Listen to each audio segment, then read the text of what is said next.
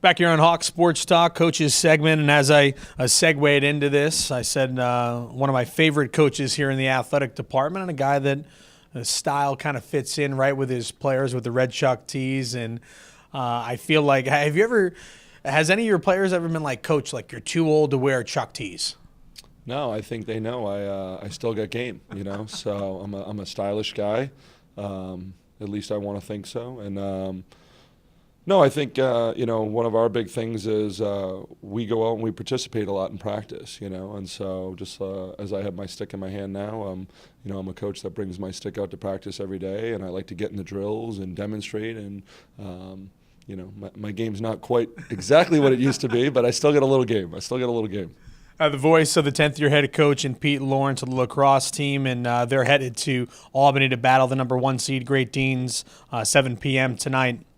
And you can catch the action for free at AmericaEast.tv. But before we get into that, let's go back to the heartbreaking loss underneath the lights on a senior day. Great ceremony. 8 took their final bow in front of a solid home crowd. You guys have an 8-4 lead at the break. Stony Brook comes back. They're the number 19th ranked team in the country, and all of a sudden they win 9-8 in overtime. So you've been coaching for 10-plus years, especially here at the University of Hartford. What was it like walking into the locker room when you had to address your team? Sure. We said to the guys, keep your heads held high. It's not easy when you lose on senior night, but I said to the guys, if that was the last game we're going to play this year, I think everybody would have walked away from that game going, wow, Hartford plays really hard. And I just think a few bounces didn't go away at the end, unlucky in overtime. We hit the post, the ball bounces down, they pick it up and go down and score a goal, and just didn't execute it quite as well as we needed to in the second half. But I think the feeling in the locker room was we're going to get another shot at this. And granted, we didn't control our own destiny at that point, but I just think we felt like we deserved to keep playing. We deserve to be in the tournament, and fate worked out that Vermont won, and we were able to get in, and I think rightfully so. I think that this team is deserving of having another crack at Albany, and I think we can go up to Albany on Thursday night and win a lacrosse game. So let's go back to Saturday. You guys are scoreboard watching. We were watching while we're covering baseball, where you needed Vermont to win, or if Binghamton won, you needed to be by 2 goals or less. Once Vermont wound up taking ownership of the game in the waning seconds of the game in the 4th period, what was the setup? Did you give the game plan to the players Friday night heading into Saturday? Hey, if this scenario happens, or if this scenario happens, and then just talk about how that unfolded. Sure. We had just agreed that we would meet at 3 o'clock, knowing that that's probably right when the game would have ended, probably like around 2:45, as long as it hadn't gone to overtime, that type of thing. And so I didn't actually watch most of the game. I might have watched all of 2-3 minutes. I find it way too stressful, when you feel like, geez, I have no control of this, I just wanted to know what the score was at the end, and I found myself trying to find some other things to do. And so we simply practiced on that Saturday. I think we were excited, I think the guys were. So we just kind of took it easy on Saturday, because I think they were a little beat up from playing so hard, on Friday night. And so and then we really wanted our guys then to focus kind of on their academics, to really eliminate the distractions this week. I think at the end of the year there's a lot of schoolwork the guys have, and our guys are trying to finish strong in the classroom. So we gave them Sunday off to kind of do their academics, and then we've just kind of gotten back to work. And I think we've had some good practices. I think we have good energy, and I think we just have this kind of renewed spirit that I think the reality is even if we had won the game based on Vermont winning, we would actually have been the 4th seed no matter what. Yeah. It would have just been guaranteed that we would have been, but we would have been the 4th seed. And so I think there's just a different mentality when you feel like, all right, well, we didn't win. We kind of deserve to be the 4th seed, whereas if we had won, you're almost going, this doesn't seem fair that we're the 4th seed.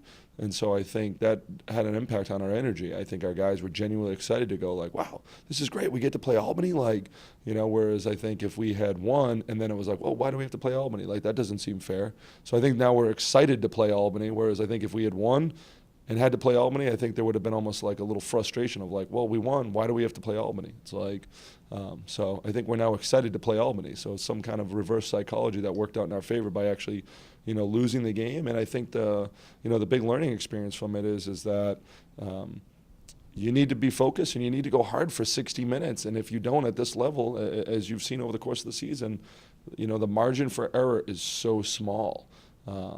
Our last two games on the Zook, a triple overtime loss to Sacred Heart and, an overtime loss to Stony Brook. And you're going, that could have gone either way, but the margin is so small at this point in the season. And I think it's that much smaller in a conference tournament where it's like, now some teams have been eliminated and now it's really the four best teams are still left. And, that's why I think, we're starting to play, I think, our best lacrosse toward the end of the season and have really kind of figured things out. And we're a team that I think, again, we're getting better every day. Like that's what I feel like this week in practice is like, man, we still have so much work to do. And so hopefully we're going to just get to keep playing because I think we'll just keep getting better. And I think that's part of a younger team, We're here on Hawk Sports Talk. We're sitting down with the 10th-year head coach of the men's lacrosse team in Peter Lawrence. They're getting set to travel up to Albany to take on the number 1 seed Albany Great Danes and a chance to compete for their second America East championship. And you touched upon a lot of different things there. Last time out against Albany, not the greatest outcome, and you guys really didn't have your identity established there. Once you had that loss, you rattled off 4 consecutive. Now you're kind of limping into the conference tournament with kind of, and I don't want to say zero momentum, but not enough wind in your sails as you have 3 losses. I really feel like watching your team over the course of the year, your defense is solid. Your goalkeeper and Ryan Vanderford is very good. Your face-off guys, you have 3 to choose from, and it's really just more about staying aggressive and getting that chemistry going on the offensive end of things. Let's talk a little bit about the game plan coming into Albany and what you guys really need to get done to make sure that you come up with the upset and knock off the Great Danes. I think we need to have great tempo and 6-on-6 offense. I think when we're at our best is we're making it more of a 6-on-6 settled, game. We just don't have enough depth in bodies, I think the limit on participant gifts for the America East tournament is like 37. I think we only have like 32, 34 guys. Like where some teams have to buy extra gifts, for their players because they have 50-man rosters. Like when I saw that, I was like, oh yeah, well, no, we'll be fine. We'll actually have enough for even all the coaches, And so we just don't have the depth, the roster size because of all the injuries we've have had a real impact on what we can even do in practice. We don't do a lot of full field stuff in practice, and I think that impacts us. That's why we're not great at it on game day because we don't have enough bodies to do all that stuff. And so I think when we've been at our best and most successful is it's a little bit slower paced game. It's more of a 6-on-6 settle game, and I think it's our guys just buying into that. And really what that does is if we settle it down in 6-on-6 offense, it gives our defense a chance to rest, because we're not subbing a lot, And so when you're playing a lot of guys and you're going, hey, we need you to play all 60 minutes. We're not going to sub you.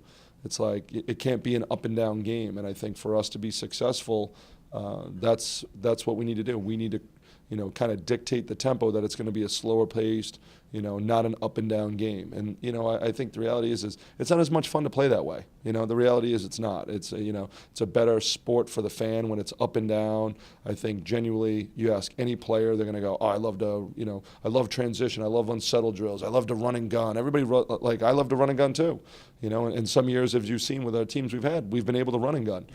This team is not built to run and gun. We just don't have the depth. We don't have the bodies. And so I think that has been a hard, process to buy into. It's like, all right, I get it. We can do this once in a while, but we need to make, tough decisions. They're not easy. They're tough decisions to go, no, you know what? We just need to pull it out and settle it down right now, kind of sub, get the right personnel on. And I think when we do that, we're successful. But I think that's hard, we have guys that just like, oh, this looks so good, and I think it does, but I just think we can get on, we can play our offense, and we can get just as good a looks, and not settle, because I think when it just kind of spins out of control, it's like we don't thrive in that environment because we run out of gas. We can't make it all 60 minutes doing that. Well, best of luck on the road at Albany. We'll be watching, and make sure you bring a win back home here to West Hartford. That's the plan. Thanks, Brian. All right, that's the head coach of the lacrosse team, and Pete Lawrence. We'll take a break here on Hawks Sports Talk. When we return, we'll sit down with one of the key members of the lacrosse team that's looking to see if he can shut down the Great Danes. Catching all the action right here on 91.3 FM WWH.